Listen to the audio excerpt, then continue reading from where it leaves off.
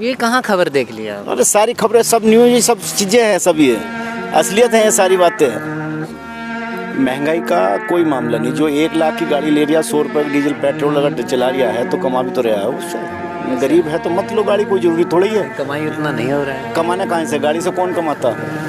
बताइए, गाड़ी से कौन कमाता? गाड़ी से कमाने के लिए तो गाड़ी कोई बिजनेस के लिए तो ली जाती है। अब उसमें फालतू तेल फूकते फिर तो 20 रुपये लीटर भी हो तो भी 20 रुपये का नुकसान है। वो देश के प्रधानमंत्री जो नरेंद्र मोदी जी हैं, वो एक ठेले पे गए और जाने के बाद उन्होंने चटनी मतलब समोसा लिया।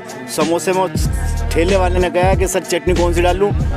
कि यार चटनी मत डाल ले, लाल वाली चटनी डाल दे, हरी वाली चटनी डाल दे, लाल चटनी मत डाल ले। तो आपके कांग्रेस के नेता वहाँ थे, मौजूद थे, दिग्विजय सिंह। उन्होंने कहा कि हमारे देश में मतलब देश के प्रधानमंत्री ने लाल मिर्ची का अपमान किया। बताओ क्या ये तुक है कोई? ये कहाँ खबर देख लिया आप? अरे सारी खबरें, सब न्यूज, ये सब चीज़ें हैं, सब ये असलियत है, ये सारी बातें हैं।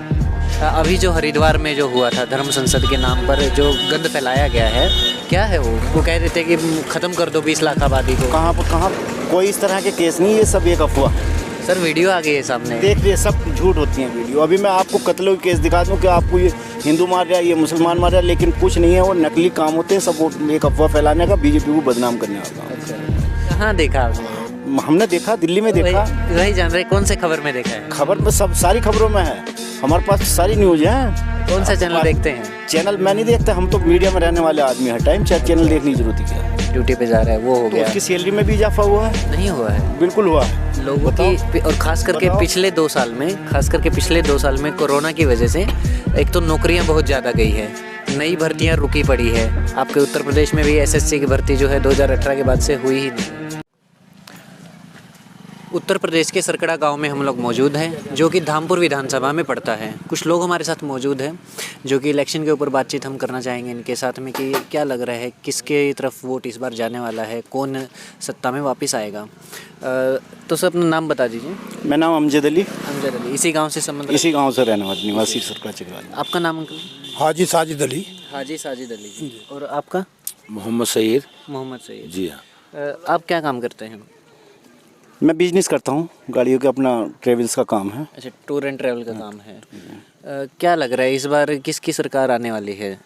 सरकार भारतीय जनता पार्टी की सरकार बनेगी, योगी आदित्यनाथ ही मुख्यमंत्री बनेंगे प्रदेश के। क्या कारण लग रहा है? कारण सबका साथ, सबका विकास, सबका विश्वास। माननीय मुख्यमंत्री, आदरणीय मुख्यमंत्री जी ने, योगी आदित्यनाथ जी ने सबका मन जीता है देश में। किस तरह के काम करवाए गए हैं आपके एरिया में, प्रदेश में कहें या गांव में कहें? सड़कों का जाल बिछाया, गरीबों को अनाज देने का काम किया, गरीबों को बिजली देने का काम किया। बिजली 24 घंटे में ट्रांसफार्मर कहीं भी किसी गांव में फूक जाए वो देने का काम किया। और बहुत सारे काम अगर गिनाना चाहें तो बहुत सारे काम ऐसे हैं जो योगी आदित्यनाथ जी ने यहाँ। ट्रांसफार्मर की एक बात करें, हम एक पीछे गांव में गए थे, वहाँ पे ख़राब हुए ट्रांसफार्मर 2 महीना हो गया है। जेई के पास जाता है, जेई बोलता है 4000 रुपया देंगे तो हम लगा करके देंगे, नहीं तो नहीं करेंगे। नहीं, झूठ बोल रहे हैं वो लोग। अरे हम ही जाके आए हैं, आपका ख़राब पड़ा था 2 महीने। उनका नंबर बताओ, अगर नंबर दिया हो तो 10 घंटे 5 घंटे के अंदर अंदर मैं रखवा देता हूँ ट्रांसफार्मर। अच्छा, गाँव का नाम क्या है? वो जिरकी गांव है, अमरोहा के पास पड़ता है। वो दूर नहीं, दूर कोई नहीं, पूरे प्रदेश का यही वो है, आदेश जो है प्रदेश के लिए हैं। कहीं भी कोई भी ट्रांसफार्मर जय का मामला है ही नहीं। जिस जय से कहा है कि कोई पैसे मांग रहा तो गलत मांग रहा, उसकी शिकायत 10-90 पर करनी चाहिए उनको। अच्छा, वो कर रहे थे फ़ोन पे कुछ बातचीत, लेकिन किसी को कुछ समझ ही नहीं आ रहा था कहाँ जाए। तो 2 महीने सरकार के सारे नंबर हर बिजली घर पर लिखे हुए हैं। जो कोई अधिकारी, कोई भी जय हो, लाइनमैन हो, कोई भी अगर पैसे मांगने का काम करे तो उसकी शिकायत करने का अधिकार हर किसी को है। अगर शिकायत ही ना करे और लोग मजाक उड़ाएं कि मतलब जो सरकार के प्रति काम करें तो वो चीज़ एक अलग है। अंकल जी एक बार अपना नाम फिर से बता दीजिए। मोहम्मद सईद। मोहम्मद सईद जी। ये कोई बात नहीं, पड़े रहने दीजिए, कोई ना। आपका जो इसका हथकरघे का काम है, बुनाई का काम है, तो आपका कार्ड कौन सा बना हुआ है? राशन कार्ड की अगर बात करें, राशन कार्ड तो बस वही जो पहले से बने हुए हैं बस। और मतलब एक तो पीला कार्ड होता है, सफ़ेद होता है। नहीं, पीला ही है। पीला है, यानी बीपीएल कार्ड है। ना ना, बीपीएल खत्म कर दिया। खत्म? हाँ, सरकार ने बीपीएल में नहीं रखा, अंत्योदय कर दिया। अंत्योदय, उसका नाम बदल दिया है क्या? हाँ, नाम नहीं, जो पहले जो तो बीपीएल में नाम रखते थे, वो बीपीएल में बहुत सारी संख्या में ऐसे उपस्थित होते थे जो बीच वर्ग के, सामान्य वर्ग के बहुत सारे ऐसे लोग जो बिजनेसमैन भी होते थे, वो भी बीपीएल में अपना नाम लिखा लेते थे। लेकिन योगी आदित्यनाथ की सरकार में ऐसा नहीं है। जो अंत्योदय यानी कि अंत का व्यक्ति, सबसे जो गरीब व्यक्ति है, वो अंत्योदय में है। तो आपका अंत्योदय कार्ड है? नहीं, नहीं। तो फिर किसका बनता है अंत्योदय? अंत्योदय कार्ड उनका बनता है जो गरीब है, बिल्कुल विधवा है, जो बिल्कुल गरीब, जिसका सत्यापन करने के बाद पता चलता है, अधिकारी BLO हैं, ये लिख के देते हैं कि हाँ ये वाकई गरीब है, विधवा है, उसके 4-5 बच्चे हों, उसका अंत्योदय कार्ड होता है। वो अंत का व्यक्ति है, उसी को बिजली का घर, बिजली, मुफ्त राशन, और ये बीमारी के कारण 2 साल में जो बीमारी आई कोरोना काल में, उसमें मुफ्त राशन हमारे 1.5-2 साल होने को चल दिया। पूरे प्रदेश में नहीं, पूरे भारत में राशन मुफ्त दिया जा रहा है। अच्छा, आपकी उम्र कितनी है? मेरी उम्र 62 साल है। 62 साल है। तो आपकी पेंशन शुरू हो गई है? नहीं। क्या कारण है उसका? 60 के बाद मिलता हूँ? नहीं, मैंने बनवाने को दी थी तो भैया इसने प्रधान नहीं कह दिया तुम महीना बनेगी। क्या कारण नहीं? बस वो तो वही जान, हम तो बेपड़े आदमी अली बेते भी नहीं जानते।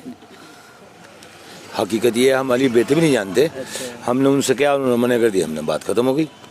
तो कब बनेगी ये भी नहीं पता है? अब जब ये जो पढ़े लिखे लोग हैं ये कहेंगे यार बन नहीं तो बनवा देंगे, हमें क्या पता सोचा कहाँ बनेगी क्या होगा।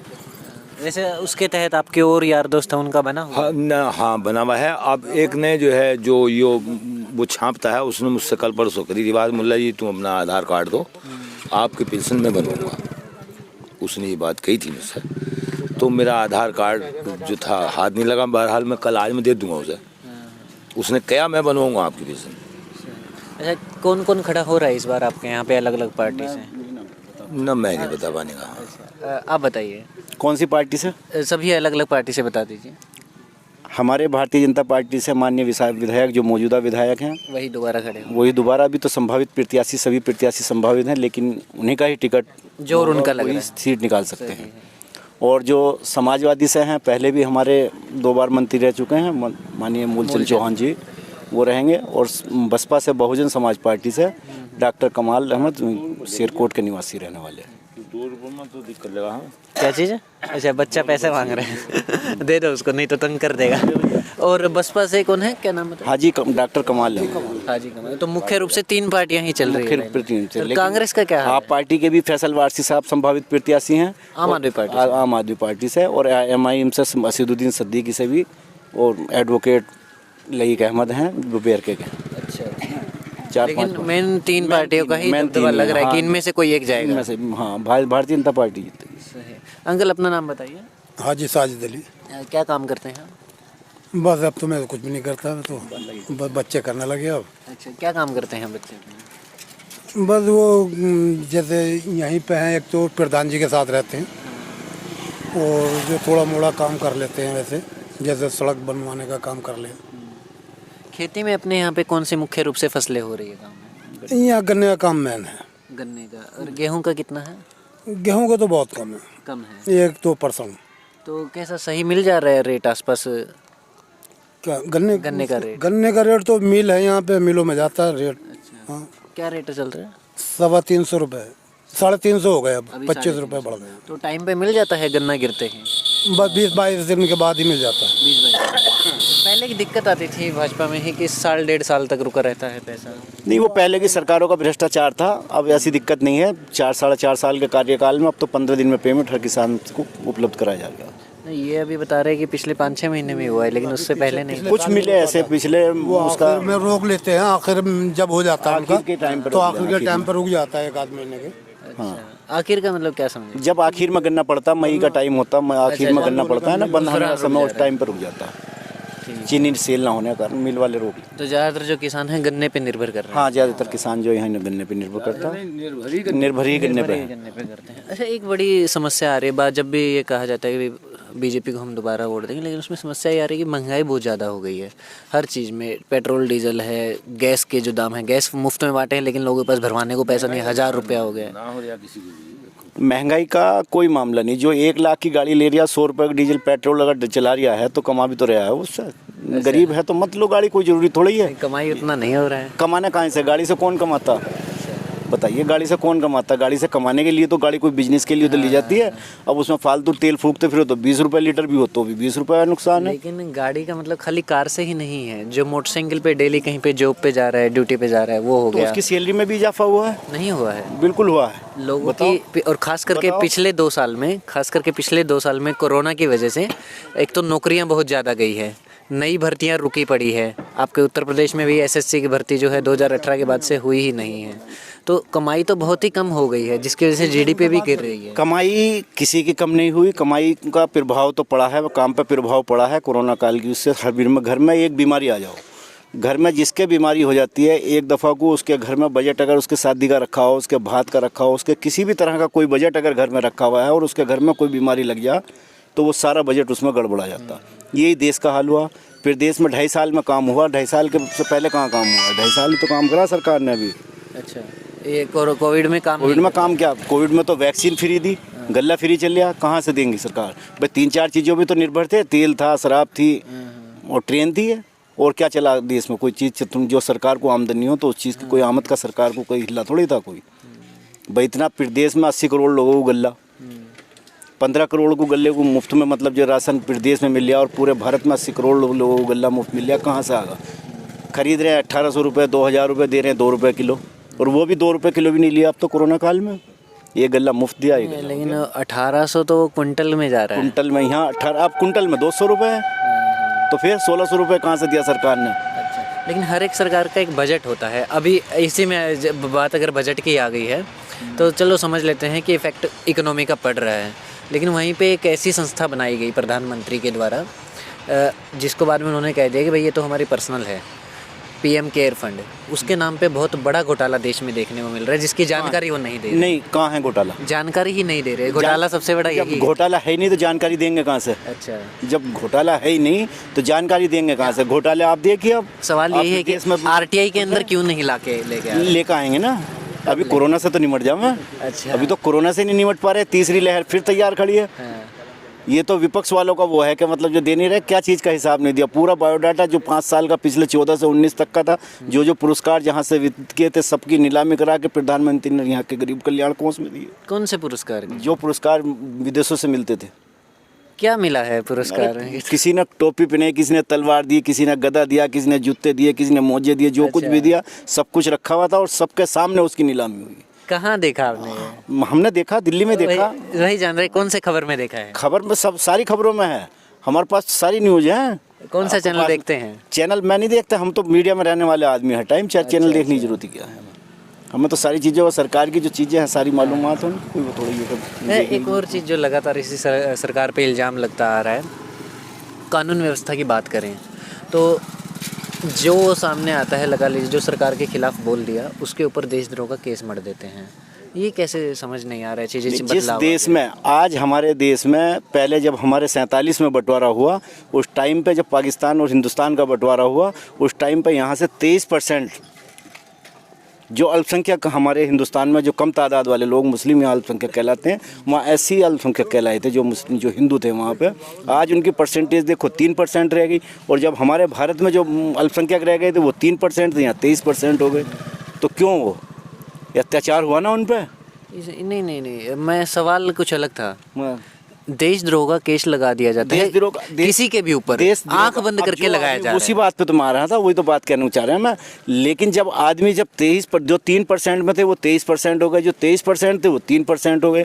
अब लेकिन फिर भी अगर कोई देश का आदमी, हमारे हिंदुस्तान का आदमी और पाकिस्तान के नारे बोले तो गलत है।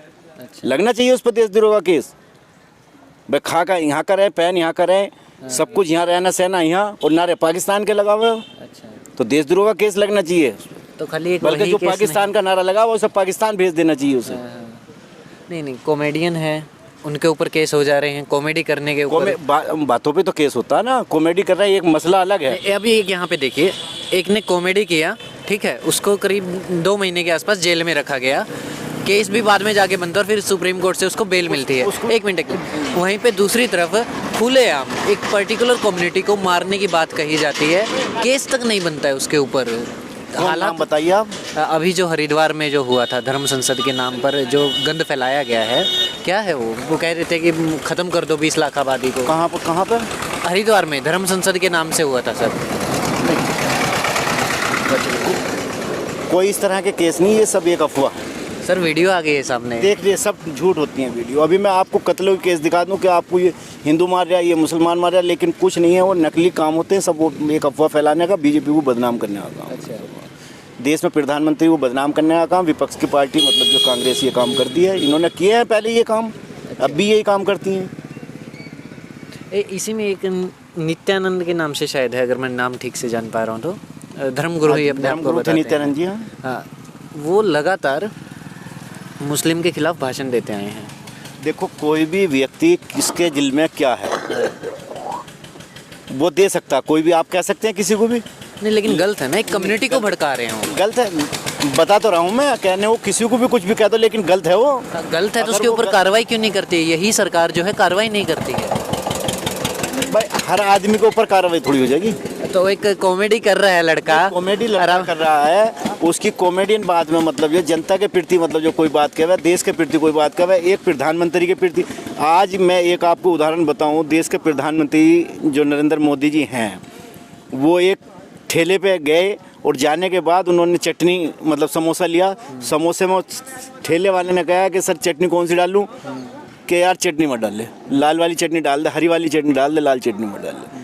तो आपके कांग्रेस के नेता वहाँ थे, मौजूद थे, दिग्विजय सिंह, उन्होंने कहा कि हमारे देश में मतलब देश के प्रधानमंत्री ने लाल मिर्ची का अपमान किया। बताओ क्या ये तुक है कोई? ये कहाँ खबर देख लिया? अरे सारी खबरें, सब न्यूज, ये सब चीज़ें हैं, सब ये असलियत है, ये सारी बातें हैं। सही बताइए, कौन से व्हाट्सएप पे तो नहीं आते? व्हाट्सएप में सच्ची खबर बता रहा हूँ। अपमान सिर्फ प्रधानमंत्री के पीछे पड़ना इन्हें, और इनसे होने वाला कुछ नहीं। अच्छा, सबने इन्होंने गठबंधन करके देख लिया, अब अलग लड़के भी देख लेंगे, होना कुछ नहीं। जातिवाद में जितने झगड़े आज क्या है प्रदेश की सरकार में, भाई एक मुस्लिम आजम खां, अखिलेश यादव, क्यों नहीं बोले अखिलेश यादव उस टाइम पे जब आजम खां जेल गए? अच्छा, बोलना चाहिए था ना कि आजम खां को क्यों जेल भेजा, क्योंकि एससी समाज की ज़मीन ने आजम खां को कब्जा हुई, और उसके कब्जा करने के बाद मतलब जो उनको मुकदमे दर्ज हुए, हुआ नहीं हुए, आपके सामने है। उनके उन पक्ष में अगर कोई भी उन्होंने मीटिंग करी हो, कोई सभा करी हो, कहीं किसी को बुलाया हो, तो बताओ हाथ खड़ा करके कोई भी आदमी। अच्छा, लेकिन वो तो जमीन अगर कब्जा रहे हैं, वो एक तरह से अपराध ही है ना। भाई वो अपराध है ना। तो उसके पक्ष में मीटिंग करने का क्या मतलब बनता है? भाई उनके पक्ष में मुस्लिम थे ना, मुस्लिमों का वोट है समाजवादी में, नहीं, जो मुस्लिमों के लिए बोलते हैं, उनके लिए क्यों नहीं बोले? क्राइम अगर कोई कर रहा है तो उसके पक्ष में कैसे कोई? उस टाइम पे क्राइम जब किया है तो अखिलेश यादव जी की तो सरकार थी। अच्छा, मतलब कहने का अर्थ उन्होंने कार्रवाई नहीं की थी। नहीं की, अगर वो करते तो आज ये नौबत थोड़ी आती। सरकार चेंज करते, 5 साल ये देखते, 5 साल आप उत्तराखंड में देख ले। अभी आपने एक बताया कि कोविड की वजह से देश का इकोनॉमी पे बहुत गहरा प्रभाव पड़ा था, जिसकी वजह से चीजें महंगी हुई है। उसका उदाहरण मैंने आपको दे दिया है कि एक घर में अगर मतलब जो तकलीफ, वो समझ रहे। सवाल ये है जब सारी चीजें महंगी हो रही है, देश का जो कोष है खाली होता जा रहा है, वहीं पे देश की जितनी पॉलिसीज बनती है उसके अंदर बड़ा खर्चा जो है खाली प्रधानमंत्री की फोटो चिपकाने में किया जाता है। हर जगह बैनर पे, इलेक्शन पे इतना बड़ा खर्चा होता है। सबसे ज्यादा खर्चा करने वाली पार्टी है भाजपा। हाँ, सबसे ज्यादा खर्चा इलेक्शन पे, न कि पॉलिसी पे। इलेक्शन में कोई भाजपा सरकार को इतना बड़ा खर्च। इसका जो डाटा है मैं इसी वीडियो में नीचे लगा दूंगा, देख लो आप, देख लियो आप। सब चीज़ें खर्च तो आज की रेट में क्या, जब से चुनाव 20 साल से मतलब जो इतने महंगे चुनाव हो गए, कोई सा भी चुनाव हो, प्रधानी का चुनाव देख लो आप, लोग 50-50, 60-60 लाख रुपए चुनाव में फूंकते हैं। प्रधानी के चुनाव में इतने का तो विधायक के चुनाव में भी नहीं फूका जाता इतना पैसा जितना फूंकते हैं। ये तो खर्च की बात है। आज जैसा कमाई के लोग पीछे करते हैं, लेकिन भारतीय जनता पार्टी में जब से योगी जी की सरकार है, किसी का कहीं भ्रष्टाचार। अगर दोबारा सरकार अभी बन के आती है जैसा कि आप लोग उम्मीद कर रहे हैं, तो किस तरह के काम हैं जो और होने चाहिए प्रदेश स्तर पे या फिर अपने गांव के स्तर पे? एक तो सबसे पहला हमारी सरकार का जो उद्देश्य है, सबसे पहले ये है कि बच्चा पढ़ा लिखा हो, हर बच्चा पढ़े, एक हाथ में कुरान हो, एक हाथ में लैपटॉप। देश जब भी आगे बढ़ेगा जब शिक्षित देश हो। 2017 में लैपटॉप बांटने की बात कही थी, अभी तक नहीं। लैपटॉपों से क्या हो रहा है? लैपटॉप तो देख लो, अखिलेश जी ने बांट के देख लिए। नहीं, मेन तो सरकार देने की बात है। उन्होंने क्या देखा गया उनसे? कोई अगर जितने लैपटॉप बटे वो लाखों करोड़ों के तादाद में बटे, उसके बाद भी आप देख लो उन बच्चों का इतिहास उठा के कि कहीं वो पढ़ने गए या कोई उनमें नौकरी पे गया या कोई कहीं गया, कोई कहीं कुछ नहीं गया। हाँ, तो फिर कैसे पढ़ेंगे? पढ़ने के लिए लैपटॉप की जरूरत है, ना कहीं की जरूरत है। आदमी के मन से फीस जमा करे, बच्चों को दिल से पढ़ाने की जरूरत है। सरकार वादा क्या खाली वोट के लिए कर दिया था बीजेपी ने?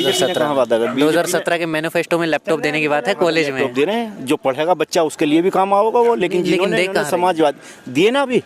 वो तो अभी मोबाइल दिया है सर आकर के, जब इलेक्शन आ गया है दोबारा। इलेक्शन आ गया, इलेक्शन के टाइम पे दिए। अब इतना देश में 2.5 साल का कोरोना काल देखो आप सब कुछ एक साथ ही ले लोगे क्या? जो हर की चीज अभी करो इस पे आके निपटेगी। 2.5 साल जितना गल्ला जितनी बिजली आप देखो गले का अंदाजा नहीं, एक आदमी एक परिवार 5 आदमियों के सदस्य कोई भी आ जाए, 5 सदस्यों को खिलाना 2 टाइम का बड़ा मुश्किल पड़ जाता है, और 80 करोड़ को खिलाना तो बहुत देश की मतलब जो बड़ी तो बड़ी इसी में एक उपलब्धि है सवाल जो विपक्षी पार्टियों के द्वारा उठाया जा रहा है कि ठीक है देश का गल्ला खाली पड़ा है, खर्च करने के लिए पैसा नहीं था, तो इतनी बड़ी बड़ी जो सभाएं होती है जिसके अंदर लोगों को बस में बैठा करके, सरकारी बसों में बैठा करके दूसरी जगह पे लाया जाता है, वो कहाँ से आता है? इतने बड़े बड़े पंडाल, प्रधानमंत्री की एक रैली के ऊपर 13 करोड़ का खर्चा हुआ था, 23 का हुआ था, 13 करोड़ लोगों को लाने में था। आपको कांग्रेस वालों से मिल आए, आप कहीं कांग्रेस वालों की बात करके कांग्रेस वालों की बात करते हैं, आप कांग्रेस आरटीआई में बीजेपी पार्टी का ही करोड़ रुपए किसी टेंट वाले से आपने नहीं पूछा होगा, किसी आज मतलब जो कुर्सी वाले से नहीं पूछा होगा, किसी आपने खाने वाले से नहीं पूछा होगा। इसका भी रिपोर्ट में नीचे लगा दूंगा, लगा देना, आप लगाना, उसमें लगाना खर्चा पार्टी। आप अगर देश का प्रधानमंत्री को आप 13 करोड़ रुपए एक रैली का खर्च बता के अगर उन्हें आपको मतलब जो कांग्रेस की बात कहना चाह रहे हैं, तो आप इनकी जो दूसरी पार्टी हैं जो आज प्रदेश में राज करा, जिन्होंने भाई देश में तो कांग्रेस ने राज करा ना, जो प्रदेश में इनकी इतनी बड़ी बड़ी सभा हो रही है, इनकी खर्च तो उतना ही होता होगा। भाई प्रधानमंत्री रैली में 10,000 आदमी बैठ रहे हैं, तो मुख्यमंत्री जो हमारे पूर्व मुख्यमंत्री अखिलेश यादव अगर वो सभा कर रहे हैं तो उनमें भी 5,000 10,000 आदमी बैठ रहे हैं, तो खर्च तो बराबर इनके पास कहाँ से आ रहा है, इनका बताओ। मैं आपसे ये क्यों पूछ रहा हूँ, क्योंकि चूंकि आप बीजेपी से संबंध रखते हैं, अभी अगर कांग्रेस ने कुछ गलत किया है तो मैं आपसे नहीं पूछूंगा, हाँ, क्योंकि आप उसके लिए जवाबदेह नहीं है, सीधी सी बात है। आप बीजेपी से संबंध रखते हो, आप बीजेपी के लिए जवाबदेह होंगे। जब मुझे कोई अखिलेश की पार्टी से या फिर कांग्रेस की पार्टी से मिले तो मैं उससे पूछूंगा भाई तुम्हारी जो सभाएं हैं उसमें इतना खर्चा हो रहा है, तो ये बात है। नहीं खर्च तो